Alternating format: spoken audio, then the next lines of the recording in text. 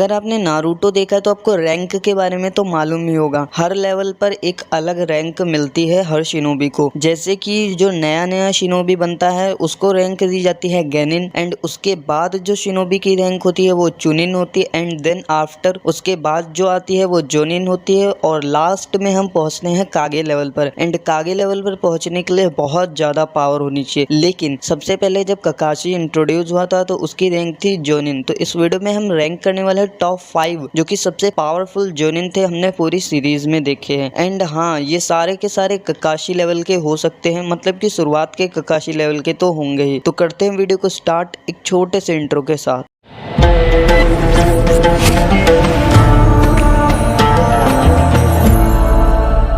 देखो, एक बात पहले ही बता देता हूँ कि यहाँ पर जोनिन जो होने वाले हैं वो होने वाले हैं टीचर्स, ना कि स्टूडेंट। मतलब नारुतो, सास्के, साकुरा, इनमें से कोई भी नहीं होगा। तो स्टार्ट करते हैं 5th नंबर से। तो देखो 5th नंबर पर 2 आ सकते हैं, एक आनको एंड एक इबिकी मोरिनो। देखो ये दोनों ही कैरेक्टर थे चुनिन एग्जाम में टीचर्स। और बात करें आनको, जो है वो स्टूडेंट थी एक वक्त पे ओरोचिमारू की, एंड इसने बैटल भी की थी चुनिन एग्जाम में ओरोचिमारू से जब इसका कर्ज मार्क ओपन होने वाला होता है। एंड सच बताऊँ तो ये काफ़ी पावरफुल कैरेक्टर तो है, क्योंकि इसने काफी अच्छी बैटल की थी ओरोचिमारू के साथ, एंड एक जोनिन लेवल पर थी। तो इससे पता चलता है इसकी रैंक काफी ठीक ठाक थी। ये इतनी भी पावरफुल नहीं थी, लेकिन इसने आगे सीरीज में हल्का फुल्का काम तो किया था। एंड इबिकी मोरिनो को मैंने इसलिए यहाँ पर रखा है क्योंकि भाई वो बंदा बहुत पावरफुल है, क्योंकि उसे भेजा गया था किसामी को पकड़ने के लिए। एंड ये छोटी सी टीम के साथ किसामी को पकड़ने गया था। एंड किसामी कितना पावरफुल है हम सभी को पता है, लेकिन किसामी वहां से इससे बचकर निकल के भाग गया था। उसने कहा था कि हम दोबारा मिलेंगे, मतलब वो उससे तुरंत नहीं भिड़ना चाह रहा था। तो बंदे में दम तो है, एंड इसकी टेक्निक काफी कूल है। ये पेन एंड टॉर्चर देने के लिए काफी जाना जाता था। यहाँ तक कि सुनाडे ने भी डेंजो को टॉर्चर देने के लिए इसे ही बुलाया था। तो मतलब बंदे में दम तो है यार। तो 4th नंबर की बात करें तो 4th नंबर पर है आसुमा। एंड ये कैरेक्टर काफी ज्यादा ऑसम एंड कूल तो है, साथ में पावरफुल भी है। इस बंदे ने हिडान से बैटल की थी, एंड सिर्फ बैटल ही नहीं की थी बल्कि उसका सर भी अलग कर दिया था। लेकिन बीच में काकाजू आ गया, एंड फिर तो उन दोनों के सामने ये नहीं जीत सकता था। लेकिन यार ये काफी ज्यादा ऑसम एंड पावरफुल कैरेक्टर था। सैंड विलेज वाले शिनोबियों ने हमला किया था, तब शिकामारू को इसी ने बचाया था। एंड वो एंट्री भी काफी ऑसम थी। इसी ने नारुतो को थोड़ा बहुत विंड स्टाइल चाक्रा की नॉलेज भी दी थी। अब बात कर लेते हैं 3rd नंबर की। तो 3rd नंबर पर आता है यामाटो। अब देखो यामाटो को तो हम सभी जानते हैं ये क्यों पावरफुल है। अब कह सकते हैं यामाटो सेकंड कॉपी है हाशिरामा की, क्योंकि ये भी वुड रिलीज जुत्सु इस्तेमाल कर सकता है। एंड कह सकते हैं फर्स्ट सबसे बेस्ट इन्वेंशन है ये ओरोचिमारू के। ओरोचिमारू ने एक हिसाब से इसे इन्वेंट ही किया था अपनी लेबोरेटरी में, इसको ये पावर दी थी।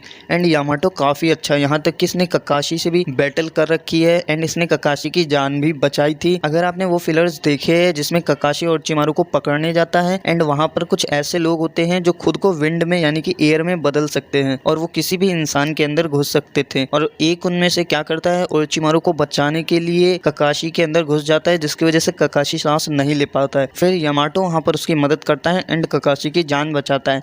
ये दोनों बचपन से ही एक दूसरे को जानते थे, एंड यामाटो काफी बेहतरीन है। वो 9 टेल का चाक्रा को भी एक वक्त पर काबू कर सकता था, लेकिन उसके बाद जब वो बहुत ज्यादा ओवर पावर्ड हो गया तब वो कंट्रोल नहीं कर पाया। लेकिन यामाटो बेस्ट कैरेक्टर है। फिर बात करें 2nd नंबर पर, तो 2nd नंबर पर सबको पता है ककाशी ही आता होगा। एंड ककाशी बेस्ट इसलिए है, ये बात हम सबको पता है वो बेस्ट किस लिए, उसके बारे में ज्यादा बताने की जरूरत है नहीं। लेकिन डाउट तो यहाँ पर ये होता है कि अगर ककाशी 2nd नंबर पर है तो 1st नंबर पर कौन है।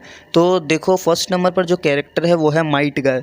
अब किसी को जरूरत नहीं है पूछने की कि ये 1st पर कैसे है, क्योंकि माइट गाय जब जोनिन था तब भी वो 8 गेट खोल सकता था।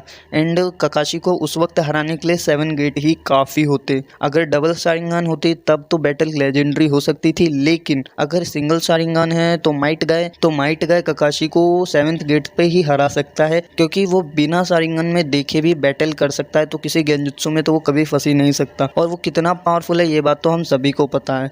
तो बस ये 5 ऐसे जोनिन थे जो कि काफ़ी ज़्यादा पावरफुल है। एंड देखो और भी इसमें आ सकते थे, लेकिन मैं सबको तो नहीं रख सकता था।